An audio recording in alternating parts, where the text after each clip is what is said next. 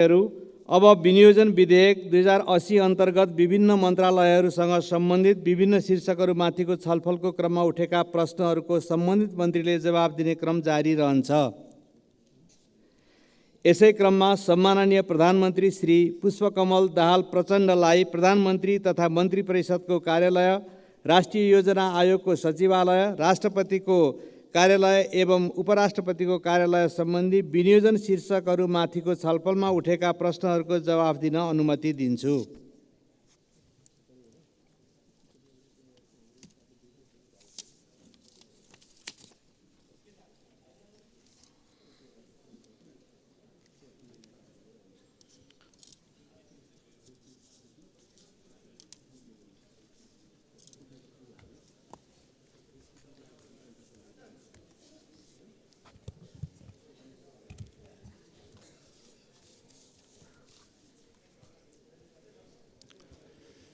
सम्मान्य सभामुख महोदय, सङ्घीय संसदको संयुक्त सदनमा प्रस्तुत भएको नेपाल सरकारको आर्थिक वर्ष 80-81 को वार्षिक बजेट तथा कार्यक्रम सम्बन्धमा राष्ट्रपतिको कार्यालय, उपराष्ट्रपतिको कार्यालय, प्रधानमन्त्री तथा मन्त्री परिषदको कार्यालय र राष्ट्रिय योजना आयोगसँग सम्बन्धित विषयमा यस सम्मानित सदनमा मान्य सदस्यहरूले छलफलको क्रममा राख्नुभएका जिज्ञासा तथा सुझावका लागि सबभन्दा पहिला त म हार्दिक धन्यवाद दिन चाहन्छु र म मान्य सदस्यहरूले उठाउनु भएका प्रश्नहरूबारे स्पष्ट गर्ने प्रयास गर्दैछु। र यसो गर्दा मैले सबभन्दा पहिला त नेपाल सरकारको तर्फबाट भए गरेका कामको सामान्य समीक्षा सहित ती प्रश्नहरूको उत्तर दिने कोसिस गर्नेछु भने अर्कोतिर ठोस रूपमा मान्य सदस्यहरूले उठाउनु भएका कतिपय ठोस प्रश्नको चाहिँ मैले त्यही रूपमा उत्तर दिने मेरो प्रयास रहनेछ।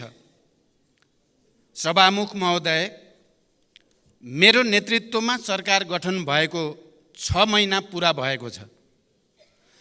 6 महिनालाई सरकारको समीक्षाको अवधि मान्ने प्रचलन त नेपालमा छैन। तर यो सम्मानित सदनमा विश्वासको मत माग्दै गर्दा मैले प्रधानमन्त्रीको रूपमा हरेक पटक रिपोर्ट कार्डका साथ उपस्थित हुने वाचा गरेको थिएँ र त्यही वाचा अनुसार पनि म मान्य सदस्यहरूले उठाएका प्रश्नको जवाफका सन्दर्भमा केही समीक्षात्मक टिप्पणी राख्न चाहन्छु। विगत 6 महिनामा सरकारका उपलब्धिहरूको सूची म प्रस्तुत गर्न गइरहेको छैन। मन्त्रालयहरूले त्यो सूची तयार गरेका पनि छन् र यसबीचमा अत्यन्त लोकतान्त्रिक र उत्साहजनक ढङ्गले राष्ट्रपति र उपराष्ट्रपतिको निर्वाचन सम्पन्न भएको छ। अहिले म मन्त्रालयका विवरणहरूमा प्रवेश गर्न पनि चाहन्न, त्यो आवश्यक पनि छैन। त्यो विवरण सम्मानित सदन र सञ्चारकर्मीहरूका लागि उपलब्ध हुने नै छन्। म सरकारका उपलब्धि, सोच र गन्तव्यलाई मात्रै संक्षिप्तमा उल्लेख गर्न चाहन्छु। सम्मान्य सभामुख महोदय, यो सम्मानित सदनले मलाई सरकारको नेतृत्व दिँदै गर्दा देशमा गम्भीर आर्थिक सङ्कटको स्थिति र एउटा भाष्य बनेको थियो। आम रूपमा नेपालको नियति श्रीलङ्काको जस्तै हुने भयो। यो भाष्य बौद्धिक वर्गमा मात्र सीमित थिएन, आम नागरिकसम्म पनि पुगेको थियो। टेलिभिजन र मोबाइलका स्क्रिनहरूमा छाइरहेको श्रीलङ्काको तस्बिरले सिङ्गो देशलाई आशङ्कित र एक हदसम्म त्रसित पनि बनाएको थियो।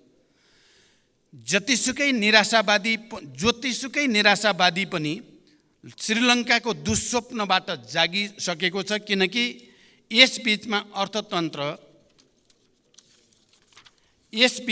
अर्थतन्त्र केही जागेको छ अहिले। किनकि म यसलाई सरकारको उपलब्धिमा मात्र सीमित गर्न चाहन्न, यसलाई मैले राष्ट्रकै उपलब्धिको रूपमा उल्लेख गर्न चाहन्छु।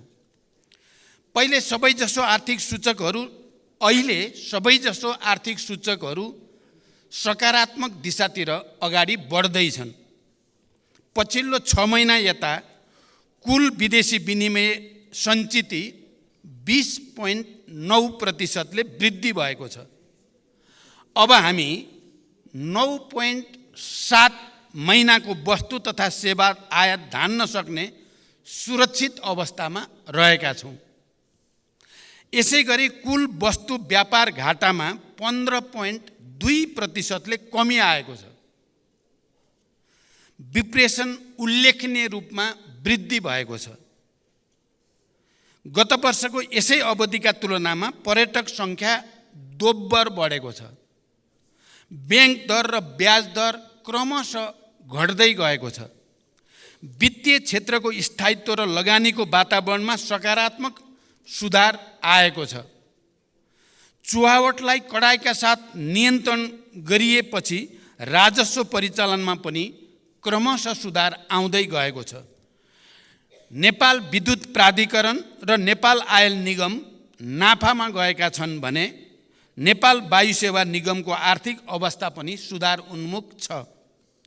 संसारभरिका हाम्रा कूटनीतिक र आर्थिक नियोगहरूलाई वैदेशिक लगानीका लागि परिचालन गरिएको छ र ठुला सम्भावित लगानीकर्तासँग प्रधानमन्त्रीकै तहबाट मैले अग्रसरता लिएको छु र यसमा निकै सकारात्मक सङ्केतहरू देखिएका पनि छन्। यसै बिचमा करिब 35 अरब वैदेशिक सहायता सम्झौतामा हस्ताक्षर भएको छ। उद्योग क्षेत्रमा 274 परियोजना मार्फत करिब 35 अरब नै वैदेशिक लगानी र करिब 15,000 रोजगारी सुनिश्चित भएको छ। लगानी बोर्डबाट 954.30 मेगावाट विद्युत उत्पादन हुने गरी विभिन्न 6वटा जलविद्युत परियोजनाका लागि रु 1,67 खरब लगानी स्वीकृत भएको छ। आर्थिक सुधारकै परिणाम कम्तीमा 20,000 थप रोजगारी सृजना गर्ने गरी रु 2,05 खरब लगानीका 284 नयाँ स्वदेशी उद्योगहरू दर्ता भएका छन्। उत्तरी नाकातर्फ रसुवागढी, हिल्सा, कोदारी स्थित अध्यागमन कार्यालयहरू सुचारू भएका छन्। अर्थतन्त्रलाई गतिशीलतासँगै फराकिलो, दिगो र समावेशी आर्थिक वृद्धि, गुणस्तरीय सामाजिक विकास, सुरक्षा र न्यायको प्रत्याभूति, समष्टिगत आर्थिक स्थायित्व, सङ्घीयताको सबलीकरण र सुशासनको उद्देश्य सहितको अहिलेको बजेट प्रक्रियाबाट उत्पादन र उत्पादकत्व वृद्धि भई देशभित्रै आय र रोजगारीको अवसरहरूको प्रत्याभूति दिलाउन सरकार प्रतिबद्ध छ। आउँदो वर्ष आर्थिक र सामाजिक पूर्वाधारहरू निर्माण भई उच्च आर्थिक वृद्धिको आधार तयार हुने मेरो विश्वास रहेको छ। सम्माननीय सभामुख महोदय, मैले संसदमा सङ्कल्प गरेको थिएँ, सुशासन सरकारको उच्च प्राथमिकता हुनेछ। मैले सरकारको यसबीचको सबभन्दा ठुलो उपलब्धि व्यवस्थाप्रति जनतामा जगाएको भरोसालाई मानेको छु। मैले नेतृत्व लिँदै गर्दा जनतामा राज्यप्रति र सरकारप्रति जुन निराशा, असन्तोष र आवेग थियो, अहिले त्यसमा सुधार भएको छ र यसलाई मैले जनतामा राज्यप्रति र सरकारप्रति भरोसामा जो अभिवृद्धि भएको छ यसबीचको सबैभन्दा ठुलो उपलब्धिको रूपमा मैले मानेको छु। हाई प्रोफाइल व्यक्तिहरू कानुनभन्दा माथि छन् भन्ने आम मनोविज्ञान बनिरहेको थियो। त्यसले जनतामा ठुलो आक्रोश जन्माइ पनि रहेको थियो। त्यो असन्तोषले लोकतन्त्रप्रति नै नकारात्मक धारणा बनिरहेको थियो र नक्कली भुटानी शरणार्थी प्रकरणमा सरकारले गरेको इतिहासकै ठुलो अनुसन्धान र कारबाहीपछि जनतामा विश्वास जाग्न सुरु भएको छ। नक्कली भुटानी शरणार्थी काण्डको सफल अनुसन्धानबाट सरकारले कानुनको सर्वोच्चता मात्र प्रमाणित गरेको छैन, लोकतन्त्रको सर्वोच्चता पनि स्थापित भएको छ। लोकतन्त्रभित्र देखा पर्ने समस्याको समाधान पनि लोकतन्त्रबाट नै प्राप्त हुन्छ भन्ने एउटा ऐतिहासिक मापदण्ड यो पटक राम्रोसँग स्थापित भएको छ। उच्च पदस्थहरू र देशको एउटा वर्ग कानुनभन्दा माथि छ भन्ने निराशावादी मान्यता गलत प्रमाणित हुँदै गएको छ। यो काण्डको सफल अनुसन्धानसँगै अब लोकतन्त्रको सर्भिसिङ र शुद्धिकरण पनि सुरु भएको छ। संसद र आम जनसमुदायलाई म यही रोस्टमबाट विश्वास दिलाउन चाहन्छु, यो शुद्धिकरण यतिमा रोकिने छैन, यो निरन्तर अगाडि बढ्नेछ। हिजोबाट प्रधानमन्त्री निवास नै निल्न खोज्ने ललिता निवास काण्डका अभियुक्तहरू पक्राउ पर्न थालेका छन्। मिटर ब्याजी र सहकारीका ठगहरूमाथि कारबाही सुरु भइसकेको छ। वर्षौंदेखि विकृतिको डुङ्गुर सफा गर्ने सुशासनको यो लडाईँमा मलाई सदन र जनताको अझ धेरै समर्थनको आवश्यकता रहेको मैले महसुस गरेको छु र यो लडाईँमा मलाई सदनको पनि र आम जनताको पनि अझ ठुलो हौसला र सहयोग प्राप्त हुने विश्वास पनि म व्यक्त गर्न चाहन्छु। म सङ्कल्प गर्दछु कि कुनै पनि मूल्यमा विकृतिका विरुद्धको यो लडाईँ अगाडि बढाइनेछ। लोकतन्त्रसँग आफ्ना विकृति सच्याउने सामर्थ्य पनि रहन्छ र सरकार त्यो दिशामा दृढतापूर्वक अगाडि बढेको छ र बढिरहनेछ। म यो विश्वास दिलाउन चाहन्छु। सम्माननीय सभामुख महोदय, पछिल्ला निकै वर्षदेखि किसानले कहिल्यै समयमा मल पाएनन्। मलको हाहाकार हरेक वर्ष समाचारका स्थायी शीर्षक बन्दै आए, तर परिस्थिति भने खासै बदलिएन। मैले विश्वासको मत लिँदै गर्दा सम्मानित सदनमा प्रतिबद्धता जनाएको थिएँ, अब त्यस्तो हाहाकार हुन दिइने छैन। यद्यपि समस्याको पूर्ण समाधान अझै भएको छैन, तर मैले गरेको प्रतिबद्धता भने यस आर्थिक वर्षमा 78,500 मेट्रिक टन रासायनिक मलको आपूर्ति सुनिश्चित भएको छ। यसबाहेक 1,95,900 मेट्रिक टन रासायनिक मल आयात भई 1,45,900 मेट्रिक टन मल अनुदानित मूल्यमा वितरण पनि भइसकेको छ। आगामी आर्थिक वर्षका लागि पनि समयमै रासायनिक मल व्यवस्था गर्न रु 30 अरब रकम विनियोजन गरिसकिएको छ। देशमै मल कारखाना खोल्न लगानी बोर्डले अध्ययन सुरु गरिसकेको छ भने भर्खरैको भारत भ्रमणका क्रममा पनि यो विषय गम्भीर ढङ्गले उठेको छ र जोइन्ट भेन्चरमा फर्टिलाइजर प्लान्टको विकास गर्ने कुरामा सैद्धान्तिक सहमति पनि भएको छ। मेलम्ची खानेपानी आयोजनाका आवश्यक संरचनाहरूको मर्मत सम्भार सम्पन्न भई 12 महिना नियमित पानी वितरणको सुनिश्चितता गरिएको छ। यो अवधिमा विभिन्न आयोजना मार्फत 1,66,000 थप जनसङ्ख्यालाई प्रशोधित खानेपानी प्रत्याभूत गरिएको छ। भूमिहीन, दलित र सुकुम्बासीहरूलाई जग्गा धनी प्रमाणपत्र वितरणमा तीव्रता ल्याइएको छ। गरिब पहिचान गरी परिचय पत्र वितरण गर्न थप 13 जिल्लामा तथ्याङ्क सङ्कलन भई विश्लेषण प्रक्रिया सुरु गरिएको छ। महिलामाथि हुने हिंसामा शून्य सहनशीलताको नीति अपनाउँदै राज्यका तर्फबाट पीडितहरूलाई संरक्षण र सहायता गरिएको छ। मुक्त कमैया, मुक्त हलिया, मुक्त कमलरी, हरुवा चरुवा लगायतका समस्याको दिगो र शीघ्र समाधान गर्न सम्बन्धित निकायहरूलाई क्रियाशील बनाउँदै लगिएको छ।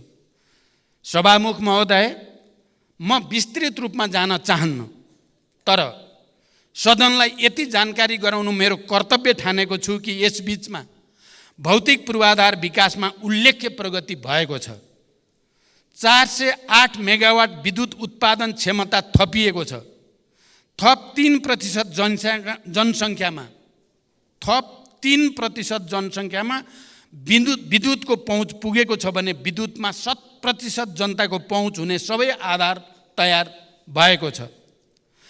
राष्ट्रिय स्तरका विकास आयोजना कार्यान्वयनमा देखिएका नीतिगत तथा अन्तर्निकाय समन्वय लगायतका समस्या समाधान गर्न 7 प्रदेशका मुख्यमन्त्री सहित राष्ट्रिय विकास समस्या समाधान समितिको बैठक सम्पन्न भएको छ र दिगो विकासका लागि लक्ष्यका सूचकहरूको पुनरावलोकन गरिएको छ र भने विकास सम्बन्धी बेग्लै कानुन निर्माणको प्रक्रिया अगाडि बढेको छ। अन्तर प्रदेश समन्वय परिषदको बैठक डाकिएको छ र त्यसमा समन्वयलाई अझ सुदृढ गर्ने प्रक्रिया अगाडि बढाइँदैछ। भर्खरको मेरो औपचारिक भारत भ्रमण सफल भएको छ। भ्रमणमा नेपाल र भारत बीच 10 वर्षमा 10,000 मेगावाट विद्युत निर्यात गर्ने गरी दीर्घकालीन विद्युत व्यापार सम्झौतामा प्रारम्भिक हस्ताक्षर भइसकेको छ। यो देशका लागि अत्यन्त ऐतिहासिक र दूरगामी महत्त्वको सम्झौता हो भन्ने कुरामा देशमा कुनै विमति हुन सक्दैन। त्यही क्रममा फुकोट कर्णाली 480 मेगावाट र तल्लो अरुण 669 मेगावाट निर्माण गर्ने विषयमा समझदारी प्रस्तावमा हस्ताक्षर भएको छ भने बुटोल गोरखपुर प्रसारण लाइन 400 केबी को शिलान्यास भएको छ। नेपाल र बङ्गलादेशका बीचमा विद्युत निर्यात गर्न नेपाल, भारत र बङ्गलादेश बीच विद्युत बिक्री सम्झौता हुने प्रक्रियामा अगाडि बढेको छ। तेस्रो देशसँग विद्युत निर्यातको बाटो खोल्ने यो प्रक्रिया नेपालको आर्थिक विकासमा ठुलो कोसेढुङ्गा साबित हुनेमा म विश्वस्त छु। मलाई लाग्छ सिङ्गो राष्ट्र पनि यसमा विश्वस्त भइ नै सकेको छ। सम्माननीय सभामुख महोदय, हरेक वर्ष हामी समाचार पढ्थ्यौँ र बडो हैरान पनि हुने गर्थ्यौँ। शैक्षिक सत्रको आधा समय बितिसक्दा पनि विद्यार्थीले पाठ्य पुस्तक पाएनन्। तर यसपटक भने तिनै सञ्चार माध्यममा हामीले हुम्लादेखि ताप्लेजुङसम्मका दुर्गम जिल्लाका सामुदायिक विद्यालयमा शैक्षिक सत्र सुरु हुनु अगावै पाठ्य पुस्तक पुगेको समाचार पढ्न पायौँ। भर्नाकै दिन कलिला विद्यार्थीहरूले मुस्कुराउँदै किताब समातेका सुन्दर तस्बिर पनि हामीले अहिले समाचार पत्रहरूमा देख्न र पढ्न पायौँ। केही महिना अघिसम्म विद्यार्थीहरू नो अब्जेक्सन सर्टिफिकेट लिन भक्तपुरको सानो ठिमेमा मध्यरातदेखि कम्बल बोकेर लाइनमा बसेका समाचार आउने गर्दथे। विदेशमा पढ्न हिँडेका युवा विद्यार्थीमा त्यो यातनाले व्यवस्था र अवस्थाप्रति पक्कै पनि वितृष्णा जगाउने गर्दथ्यो। अहिले त्यो सर्टिफिकेट आफ्नै मोबाइलमा प्राप्त गर्न सकिने भएको छ र विद्यार्थीहरूमा एउटा नयाँ आशा, भरोसा र हौसला बढेको छ। राहदानी लिन त्यस्तै सकस थियो। बिचौलियालाई हजारौँ तिरेर र हप्तौँ लाइन बसेर ठुलो प्रतीक्षापछि मात्र राहदानी हात पर्ने गर्दथ्यो। अहिले राहदानी विभाग अगाडि भिड छैन। आवेदन दिन अब कुनै बिचौलिया चाहिँदैन। आफ्नै मोबाइलबाट 24 घण्टा आवेदन दिन सकिन्छ। पछिल्ला 7 महिनामा मात्रै 18,431 विद्युतीय राहदानी वितरण भएको छ। त्यसै गरी राष्ट्रिय परिचय पत्रमा पनि ठुलो सुधार आएको छ। पुस 11 सम्म दैनिक 7,000 को सङ्ख्यामा छपाई हुने परिचय पत्र अहिले 2 शिफ्टमा 15,000 को सङ्ख्यामा छापिरहेको छ। 53 जिल्लामा 554 स्थानीय तहमा अभियान सञ्चालन गरी करिब 1,30,00,000 नागरिकको विवरण सङ्कलन गरिसकिएको छ। बढी भिडभाड हुने जिल्ला प्रशासन कार्यालयमा टाइम कार्ड एवं टोकन प्रणाली लागू गरिएको छ। अध्यागमन कार्यालयहरूमा अध्यागमन सूचना प्रणाली नेपाल पोर्ट लागू भएको छ भने हस्तलिखित भिसाको सट्टा QR कोड सहितको सिस्टम जेनेरेटेड भिसा लागू गरिएको छ र विद्युतीय सवारी चालक अनुमति पत्र प्रणाली थप 5 वटा यातायात व्यवस्था कार्यालयहरूमा लागू भएको छ। विभिन्न सरकारी कार्यालयहरूबाट निश्चित सार्वजनिक बिदाका दिनमा समेत सेवा प्रवाहको व्यवस्था गरिएको छ। कागज मुक्त, नगद मुक्त र लाइन मुक्त देश निर्माणका लागि मैले यसबीचका सुधारलाई साङ्केतिक तर निकै दूरगामी महत्त्वका निर्णय ठानेको छु। सार्वजनिक शिक्षा र स्वास्थ्य सरकारको उच्च प्राथमिकतामा छ। सरकारी, सामुदायिक तथा निजी अस्पताललाई कुल शय्याको 10% विपन्न, असहाय, बेवारिसे, बिरामीको निःशुल्क उपचारको लागि प्रदान गर्नै पर्ने व्यवस्था हुँदैछ। यसले लाखौँ गरिब परिवार लाभान्वित हुनेछन् भन्ने मेरो विश्वास छ। दुर्गम क्षेत्रमा ज्यान जोखिममा परेका गर्भवती तथा सुत्केरी महिलाहरूको सुरक्षित हवाई उद्धारलाई बढाइएको छ। कैलालीको गेटामा शहीद दशरथचन्द स्वास्थ्य विज्ञान विश्वविद्यालय खोल्ने निर्णय भइसकेको छ। लुम्बिनी प्रदेशमा नेपाल विज्ञान तथा प्रविधि प्रज्ञा प्रतिष्ठानको विशिष्टीकृत अनुसन्धान केन्द्र बन्दैछ। भरतपुर अस्पताल र भेरी अस्पताललाई चिकित्सा विज्ञान राष्ट्रिय प्रतिष्ठानको आङ्गिक अस्पतालको रूपमा सञ्चालन गर्ने निर्णय कार्यान्वयनमा गइ नै सकेको छ।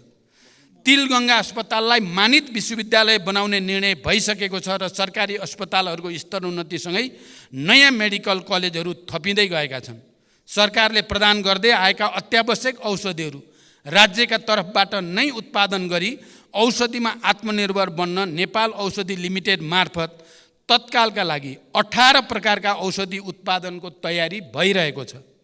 स्वास्थ्य सम्बन्धी समस्या सम्बन्धमा परामर्श दिन टेलिमेडिसिन सेवा सुरु भइसकेको छ।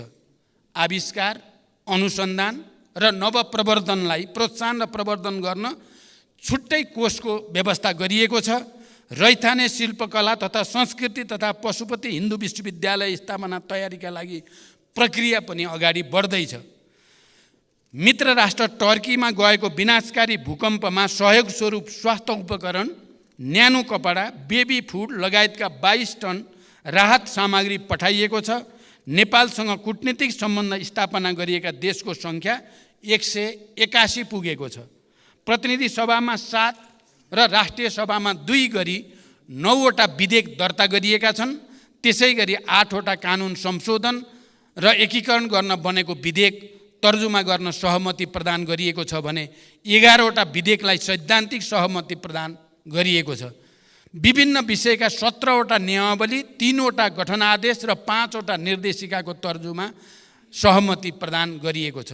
सभामुख महोदय, संसदको पहिलो सम्बोधनमा मैले सङ्कल्प गरेको थिएँ वैदेशिक रोजगारीमा गएका दिदीबहिनी दाजुभाइहरूलाई माथि राज्यको उपेक्षा अब अन्त गरिनेछ। वैदेशिक रोजगारीलाई सुरक्षित, सम्मानित बनाउन यसबीचमा केही महत्त्वपूर्ण र दूरगामी कामहरू भएका छन्। वैदेशिक रोजगारीमा गएका करिब 2 लाख नागरिक केही महिनाकै बिचमा सामाजिक सुरक्षा कोषमा जोडिनु आफैमा एउटा ऐतिहासिक उपलब्धि हो। यसरी आबद्ध व्यक्तिको कदाचित भवितव्यबाट निधन भएमा परिवारलाई पेन्सन र सन्तानलाई शैक्षिक वृत्तिको व्यवस्था गरिएको छ। वैदेशिक रोजगारीलाई अब धेरै हदसम्म झन्झट र बिचौलिया मुक्त बनाइँदै लगिएको छ। श्रम स्वीकृति र पुनः श्रम स्वीकृतिका क्रममा श्रमिकहरूले झेल्दै आएको शास्ति अन्त्य गरिएको छ। पुरै अवधिका लागि श्रम स्वीकृति प्रदान गर्ने र पुनः श्रम स्वीकृतिका लागि नेपाल आउनुपर्ने बाध्यताको अन्त्य गरी विदेशबाट नै अनलाइन प्रणालीबाट स्वीकृति प्राप्त हुने व्यवस्था मिलाइएको छ। यो आफैमा विदेशमा रहेका दिदीबहिनी दाजुभाइहरूको लागि एउटा ठुलो राहत बन्न गएको छ। यसै गरी 753वटै स्थानीय तहका रोजगार सेवा केन्द्र मार्फत श्रम स्वीकृति सम्बन्धी सेवा प्रदान गरिएको छ। श्रमिकका गुनासो, ठगी र अन्य समस्याहरूलाई तत्परताका साथ सम्बोधन गर्न विदेश स्थित नियोगमा श्रम सम्बन्धी बेग्लै सम्पर्क व्यक्ति तोकिएको छ। श्रम तथा रोजगार मन्त्रालयमा 24 घण्टा गुनासो सुन्ने गरी श्रम कल सेन्टर सञ्चालनमा ल्याइएको छ र त्योसँगै ऱ्यापिड रेस्पोन्स टास्क फोर्स गठन गरिएको छ। यो अवधिमा वैदेशिक रोजगारीको क्रममा मृत्यु भएका 1094 जना मृतकका कामदार परिवारलाई करिब 58 करोड राहत उपलब्ध गराइएको छ। अङ्गभङ्ग भएका 312 कामदारलाई 9 करोड सहयोग प्रदान गरिएको छ।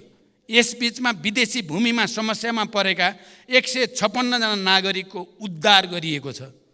रोजगारीका क्रममा अशक्त भएका कामदारका सन्ततिलाई छात्रवृत्ति स्वरूप 2,33,74,000 रुपियाँ सहयोग उपलब्ध गराइएको छ। सम्माननीय सभामुख महोदय, राष्ट्रिय गौरव लगायत सबै विकास आयोजनालाई छिटो सम्पन्न गर्न निर्देशन र अनुगमन गरिनुका साथै प्रक्रियागत झन्झट हटाउन गम्भीर पहल सुरु गरिएको छ। नतिजाका आधारमा पुरस्कृत र दण्डित दिने नीति लिई आयोजना प्रमुखहरूलाई जिम्मेवार बनाइएको छ। जनयुद्ध तथा विभिन्न जनआन्दोलनका घाइते तथा अपाङ्गहरूको निःशुल्क उपचार, सम्मान तथा जीविकोपार्जनसँग जोडिएका समस्या हल गर्न नीतिगत तयारी अगाडि बढाइएको छ। नेपाल नागरिकता पहिलो संशोधन विधेयक 2079 सम्माननीय राष्ट्रपतिबाट प्रमाणीकरण भई कार्यान्वयनमा आएको छ।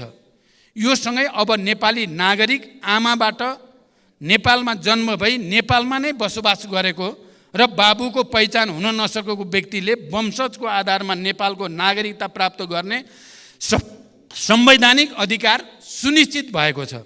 गैर आवासीय नेपालीहरूलाई आर्थिक, सामाजिक तथा सांस्कृतिक अधिकार सहितको गैर आवासीय नेपाली नागरिकता प्राप्त गर्ने बाटो पनि खुला भएको छ।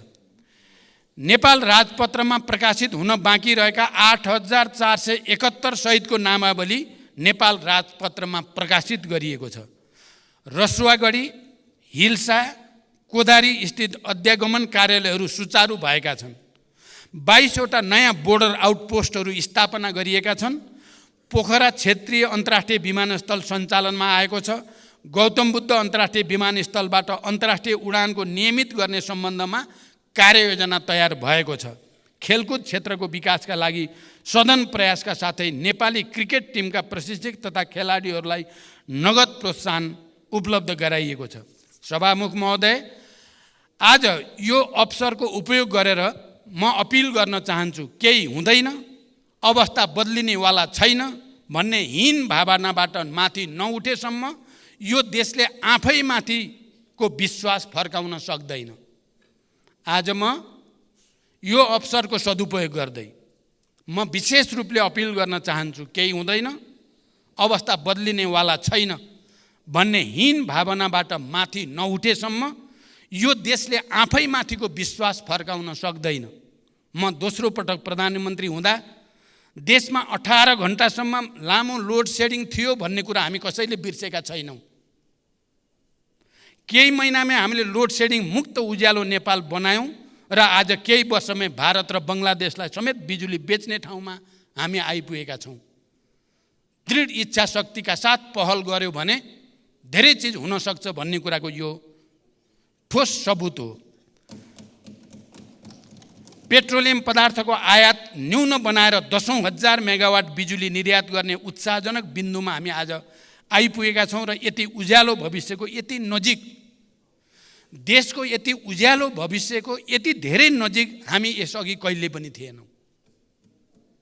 तर सामाजिक सञ्जालका चित्रहरूले राष्ट्रका प्राथमिकताहरूलाई विषयान्तर गरिरहेको भान हुन्छ।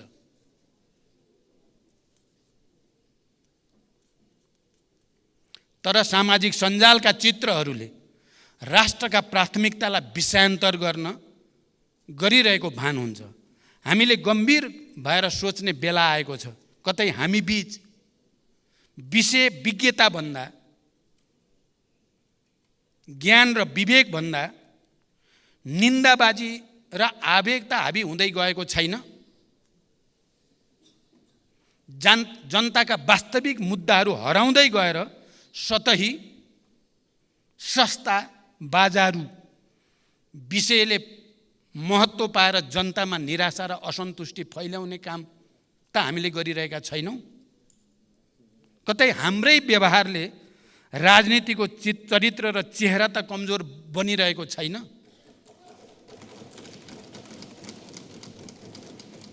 यो सत्य हो। लोकतन्त्र अब भावनात्मक आधारले मात्रै सुदृढ हुँदैन, त्यसलाई तथ्यात्मक आधार चाहिन्छ।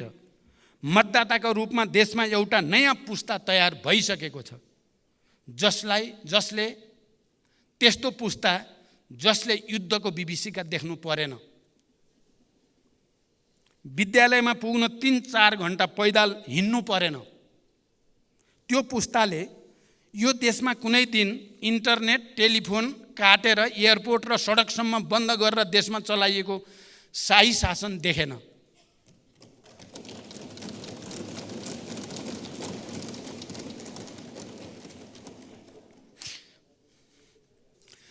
सञ्चार गृहमै पसेर वर्दीधारीहरूले सम्पादकहरूलाई के छाप्ने, के देखाउने, के सुनाउने भनेर निर्देशन दिन्थे भन्ने इतिहास पनि आज सोसियल मिडियामा उन्मुक्त पुस्तालाई थाहा छैन।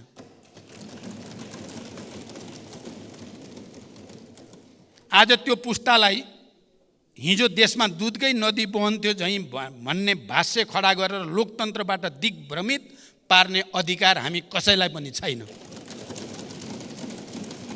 20 वर्ष अघि र आजको जनताको जीवनस्तरमा आएको परिवर्तनलाई बिर्साउन खोजिँदैछ।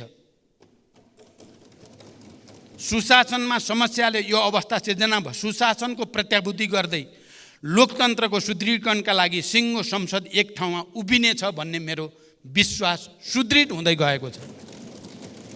हाम्रो सार्वजनिक बहसको स्तर खस्किँदैछ। चौतर्फी अविश्वास खडा गर्ने र लोकतान्त्रिक संस्था विरुद्ध मोहभङ्ग पैदा गर्ने प्रयासहरू भइरहेका देखिन्छन्। संसदसँगै पनि कहिलेकाहीँ मेरो गुनासो रहने गरेको छ। भर्खरको मेरो भारत भ्रमणमा वर्षौँदेखि रोकिएको नेपाल भारत पारवान सन्धि संशोधनसहित नवीकरण गरियो। भारत र तेस्रो विश्वसम्म विद्युत निर्यातका लागि ऐतिहासिक ब्रेक थ्रु भयो। तर हामीले यति ठुला उपलब्धिहरूलाई छाडेर मुर्गा राङ्गो कि भैँसी भन्ने विवादमा संसदको लामो समय लियौँ। यस्ता घटनाबाट जनतामा पर्ने प्रभावबारे यो सम्मानित सदन गम्भीर हुनेछ भन्ने म विश्वास व्यक्त गर्न चाहन्छु। सम्माननीय सभामुख महोदय, सामाजिक न्याय, सुशासन र समृद्धिलाई सरकारले सर्वोपरि लक्ष्यको रूपमा लिएको छ। संस्थागत तथा प्रक्रियागत सुधारका कार्य सरकारको उच्च प्राथमिकतामा छन्।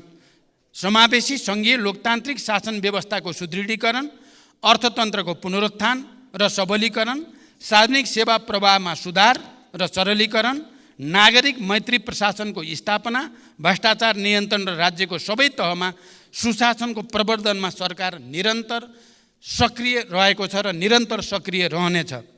विकास निर्माणमा तीव्रता, शान्ति प्रक्रियाको तार्किक निरूपण, सामाजिक न्यायको प्रत्याभूति, स्वतन्त्र र सन्तुलित परराष्ट्र नीतिको अवलम्बनबाट राष्ट्रिय हितको अधिकतम रक्षाको लागि सरकारको प्रतिबद्धता म फेरि यो सम्मानित सदन समक्ष दोहोऱ्याउन चाहन्छु। सरकारलाई निरन्तर साथ र सहयोगका लागि आम जनसमुदाय, प्रशासन यन्त्र, संसद, गठबन्धनका सहयात्री, सञ्चार जगत, मित्र राष्ट्रहरू, सबै राजनीतिक दलहरूप्रति म आभार प्रकट गर्दै भविष्यमा पनि यसको निरन्तरताको अपेक्षा गर्दछु। आउँदा दिनमा यो सम्मानित सदनमा राष्ट्रको आर्थिक र सामाजिक जीवनका अझ धेरै उत्साहजनक र सुखद सूचकाङ्कहरू पेश गर्ने प्रतिबद्धता पनि म जनाउन चाहन्छु। सम्माननीय सभामुख महोदय, मैले थोरै समीक्षात्मक यति टिप्पणी राखिसकेपछि म अब सिधै बजेटबारे उठेका केही ठोस प्रश्नको ठोस उत्तरतिर जान चाहन्छु। पहिलो र अलि सैद्धान्तिक र राजनीतिक महत्त्वको विषयमा यो सम्मानित सदनको ध्यान आकर्षण गर्न चाहन्छु। मैले पहिले पनि साङ्केतिक रूपमा भनेको छु, हाम्रो नीति कार्यक्रम, सरकारको नीति कार्यक्रम घोषणा गर्ने प्रक्रिया परम्परा र त्यसलाई पारित गर्ने हाम्रो प्रणाली र लगत्तै बजेट वक्तव्य पाठ गर्ने र त्यसलाई पारित गर्ने प्रक्रिया र प्रणाली हाम्रो परम्परागत छ। यसले मान्य सदस्यहरूको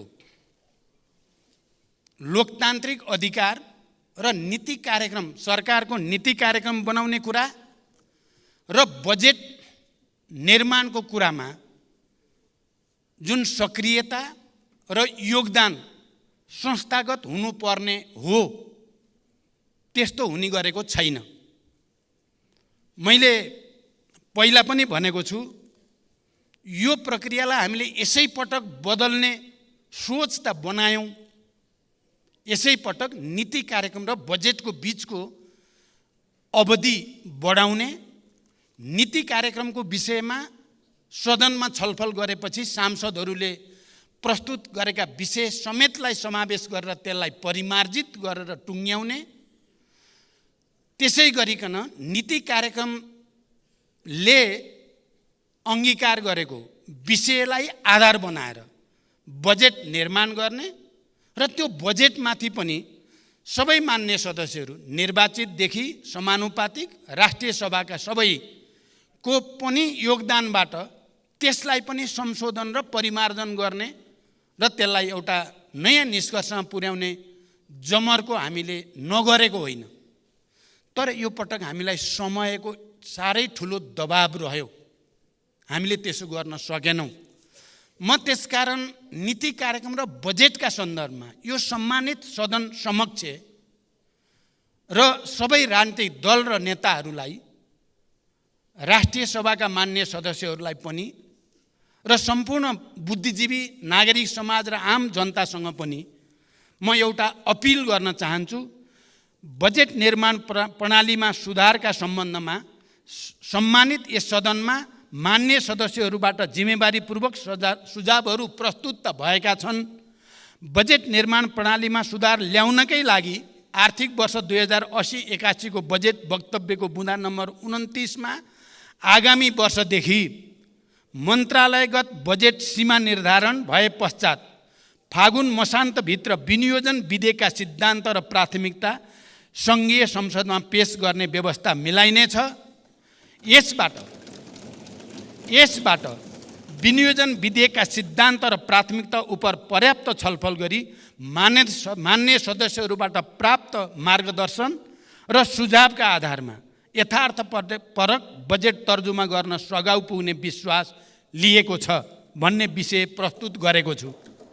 बजेट निर्माणमा सांसदको कुनै पनि भूमिका नभएको आजसम्मको बजेट निर्माण गर्ने प्रणालीलाई परिवर्तन गर्दै आगामी वर्षदेखि बजेट निर्माण गर्ने कार्यमा प्रतिनिधि सभाका प्रत्यक्ष निर्वाचित सांसदको संयोजकत्वमा सम्बन्धित क्षेत्रका अन्य सांसदहरू समानुपातिक समेत राष्ट्रिय सभाका पनि सांसदहरू समेतको सल्लाह अनुसार बजेट निर्माण गर्ने परिपाटी सुरु गर्ने सम्बन्धमा सम्मानित सदनमा प्रतिबद्धता व्यक्त गर्दछु र यसमा सबैको सहयोगको निम्ति म हार्दिक अपिल र अनुरोध पनि गर्न चाहन्छु। यसले हाम्रो असफल भइसकेको विकास प्रक्रियालाई, नीति कार्यक्रम र बजेट निर्माण प्रक्रियालाई सुधार गर्नेछ र त्यसले देशलाई नयाँ गति दिनेछ भन्ने म विश्वास पनि व्यक्त गर्न चाहन्छु। संविधानमा व्यवस्था भएका मौलिक हकको संरक्षण र कार्यान्वयन गर्नु राज्यको प्रमुख दायित्व हो। नागरिकले प्रत्यक्ष महसुस गर्ने गरी संविधानमा उल्लेखित मौलिक हकको कार्यान्वयन गर्न सरकार सदैव अग्रसर छ।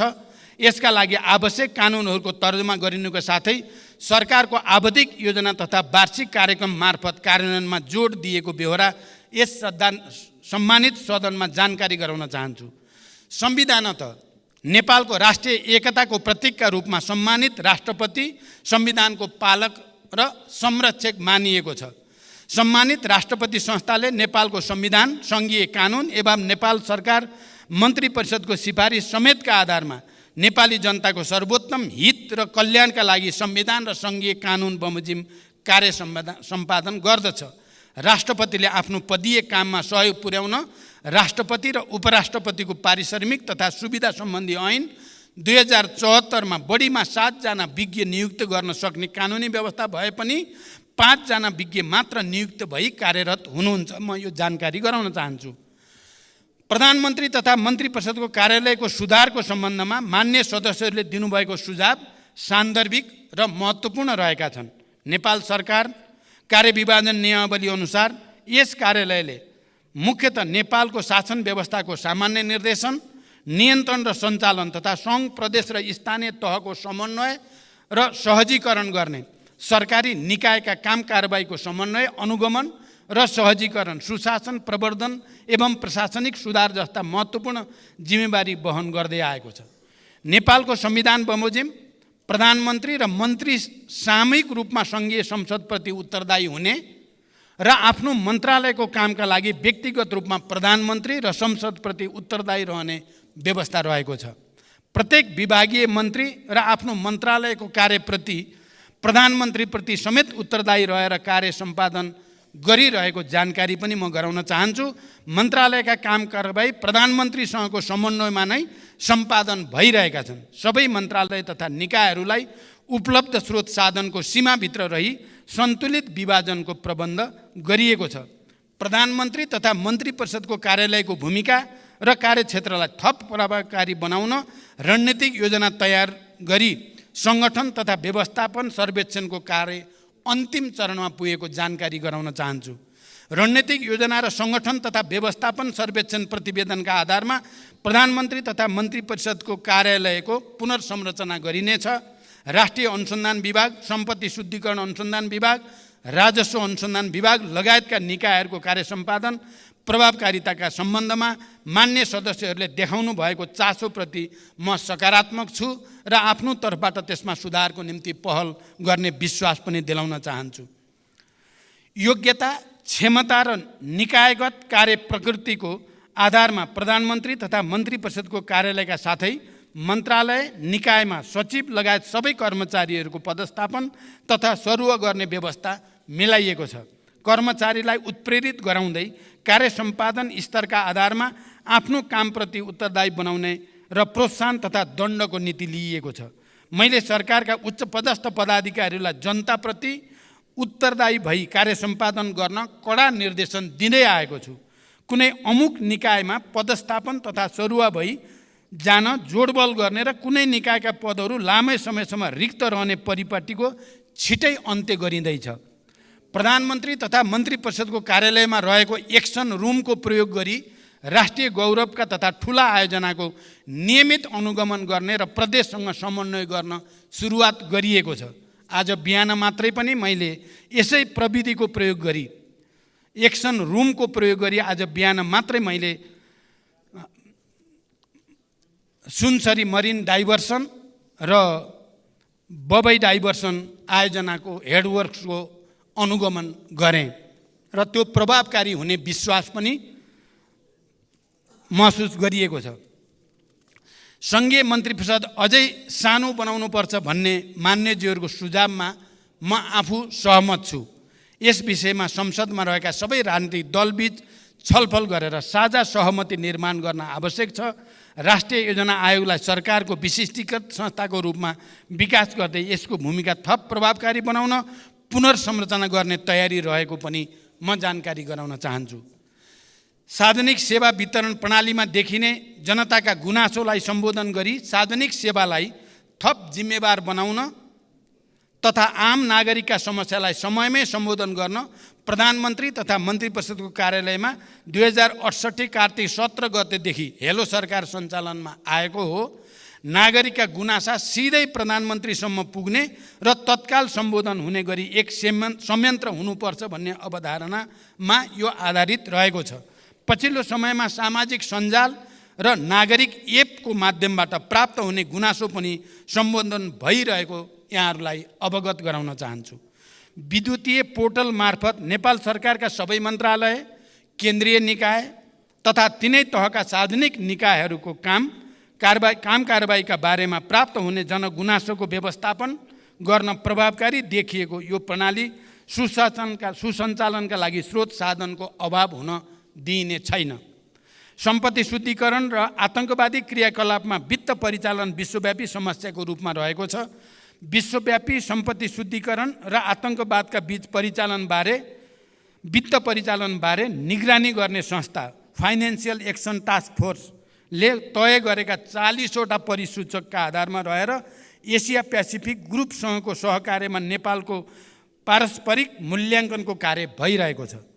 यस संस्थाको निकट भविष्यमा नै हुने बैठकमा सम्पत्ति शुद्धिकरण निवारण र आतंकवादी क्रियाकलापमा वित्त परिचालनका सम्बन्धमा नेपालले गरेका कार्यहरूको प्रगतिबारे प्रस्तुत गरी अन्तर्राष्ट्रिय समुदायलाई आश्वस्त गराइँदैछ। नेपाल भारत बीचको सीमा समस्या सम्बन्धमा मेरो हालै सम्पन्न भारत भ्रमणका क्रममा गम्भीर छलफल भएको छ र भारतीय प्रधानमन्त्री श्री नरेन्द्र मोदीजीबाट प्रतिबद्धता व्यक्त गर्नुभएको विषय मैले यस सम्मानित सदन समक्ष जानकारी पहिले नै गराइ नै सकेको छु। स्वच्छ र निष्पक्ष रूपमा निर्वाचन गराउनु निर्वाचन आयोग र सरकारको कर्तव्य हो। निर्वाचन आयोगले प्रत्येक निर्वाचनमा राजनीतिक दलले गर्न पाउने खर्चको सीमा तोकेको छ, साथै निर्वाचन आचार संहिताको समेत व्यवस्था गरेको छ। निर्वाचन कानुन तथा आचार संहिता विपरीत भएका कार्यमा कानुन बमोजिम कारबाही पनि गरिएको छ। सबै राजनीतिक दलसँग सहकार्य गरी स्वतन्त्र, निष्पक्ष र भयरहित वातावरणमा निर्वाचन गराउन सरकार प्रतिबद्ध छ। खोप विश्वविद्यालयको सन्दर्भमा मान्यज्यूले उठाउनु भएको विषयलाई कानुन बमोजिम सहजीकरण गर्न सम्बन्धित निकायलाई निर्देशन दिइएको जानकारी गराउन चाहन्छु। सम्मान्य सभामुख महोदय, आर्थिक वर्ष 2080-81 को बजेट तथा कार्यक्रममाथि छलफलको क्रममा मान्य सदस्यहरूले उठाउनुभएका विषय, राख्नुभएका जिज्ञासा र दिनुभएका रचनात्मक सुझावका लागि फेरि एकचोटि हार्दिक धन्यवाद भन्न चाहन्छु। यस सम्मानित सदनमा उठेका विषय र प्राप्त सुझावहरूलाई सरकारको कार्य सम्पादन र नीति निर्माणमा यथोचित सम्बोधन गरिने प्रतिबद्धता पनि व्यक्त गर्न चाहन्छु। आगामी दिनमा पनि मान्य सदस्यहरूबाट रचनात्मक सुझाव मार्गदर्शन प्राप्त हुने विश्वास व्यक्त गर्दै मैले आफ्नो प्रस्तुति टुङ्ग्याउँछु। धन्यवाद। अभिवादन।